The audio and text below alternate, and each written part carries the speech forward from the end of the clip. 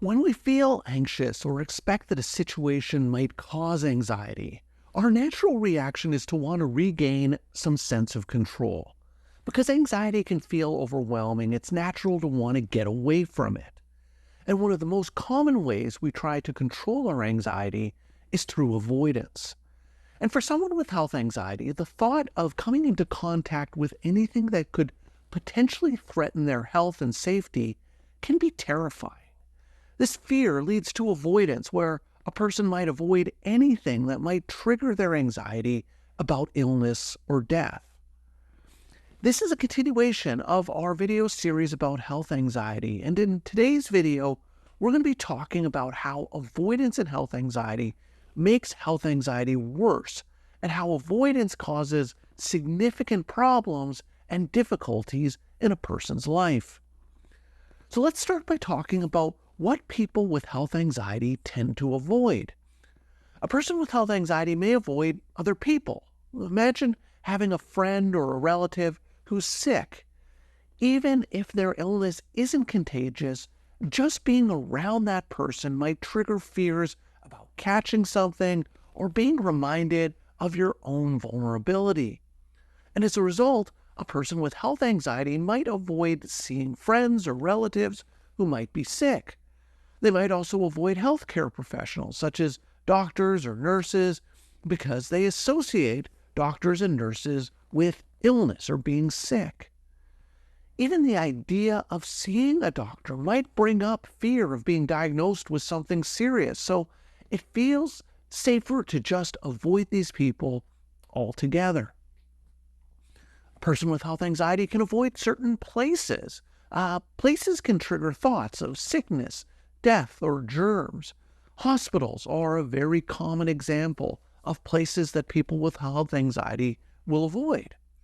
For someone with health anxiety, just walking into a hospital or into a clinic can feel like walking into danger. Funeral homes are another place that people might avoid because they bring up the reminder of a person's mortality and inevitable death. People with health anxiety will avoid activities that can trigger health-related fears. Things like medical appointments, conversations about health, watching news stories related to health topics, those types of things. On top of these more obvious forms of avoidance, people with health anxiety often worry excessively about physical sensations in their body. And this hyper-awareness of what's going on in the body can lead to avoiding activities that may bring on physical sensations. Things like avoiding exercise, avoiding sex, avoiding eating certain foods or drinking coffee. Anything that might bring on physical sensations that a person with health anxiety might interpret as a sign of danger. Now, when complete avoidance isn't practical or possible, sometimes people with health anxiety can rely on something we call safety behaviors. And these are behaviors that people will do to protect themselves from potential threat, which allows them to do exposure to the feared situation, but almost with the feeling of a safety net. Now, while these behaviors might seem like a reasonable compromise, they actually serve to maintain the anxiety, just like avoidance does. For example, let's say someone with health anxiety is invited to visit a friend who has a non-infectious illness like diabetes. Now, instead of declining the invitation, the person may go, but they may engage in all sorts of safety precautions. They may take a course of preventative antibiotics, even though the friend's illness isn't infectious, and they do this just to feel more secure. Once they're at the friend's house, they may avoid touching anything or they may use hand sanitizer frequently.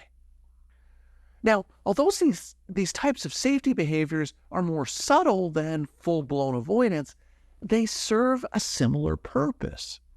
They prevent the person with health anxiety from fully engaging with their fears and testing out whether those fears are justified.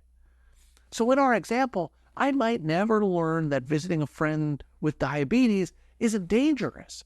Instead, I believe that it was the safety behaviors that I did that actually kept me safe, and without them, something really bad could have happened.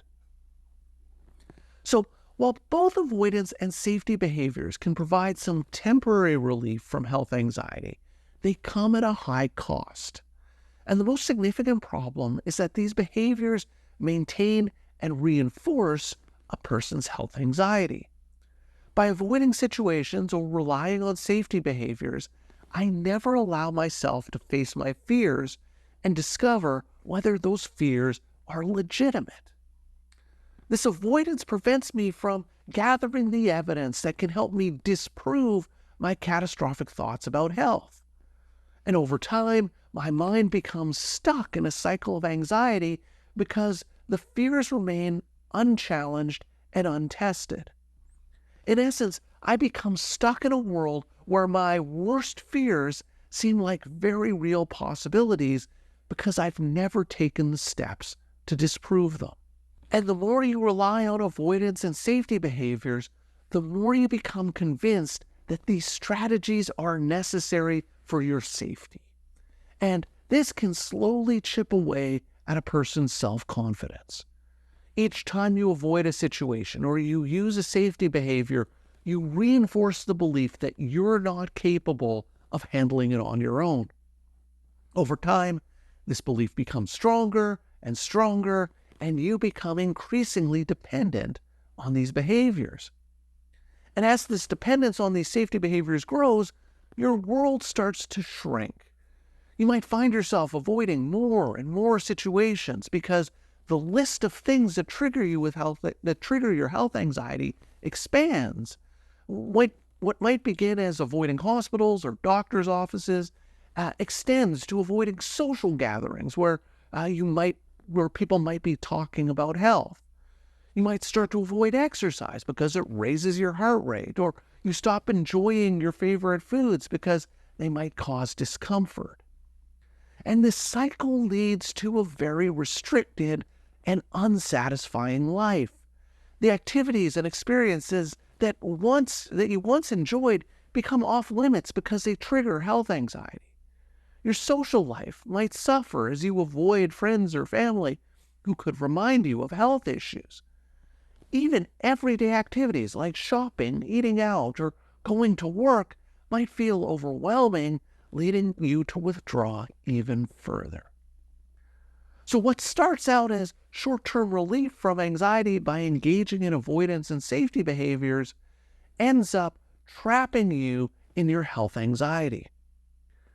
So the way out of this is to begin to challenge and eliminate avoidance and safety behaviors, which can ultimately demonstrate that what you're anxious about happening doesn't actually happen.